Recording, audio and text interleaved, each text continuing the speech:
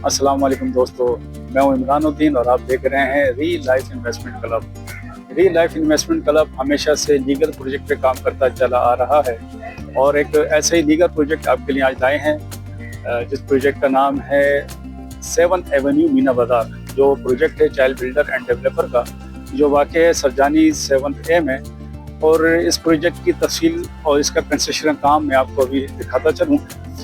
और बहुत तेज़ी से इसके ऊपर काम हो रहा है और बेहतरीन सेंट्रलाइज एयर कंडीशन ये प्रोजेक्ट बन रहा है, जो मेरे बैक पे आप देख रहे होंगे, जिसका काम बहुत तेज़ी से जारी है, कंस्ट्रक्शन का काम। और इसकी शॉप भी देखें, और ऊपर अपार्टमेंट है, नीचे शॉप है। ये अब इसकी इंस्टॉलमेंट बहुत इकनॉमिकल इंस्टॉलमेंट है। 8 लाख की दुकान है यहाँ पे और 50,000 रुपये इसकी बुकिंग है।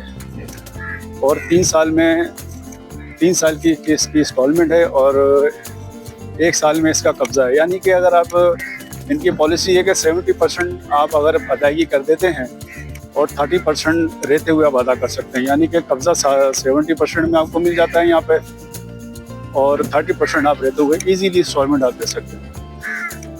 तो ये यहाँ आज ही आप आइए, विज़िट करें, यहाँ पे हमारे से रब्ता करें, कांटेक्ट करें।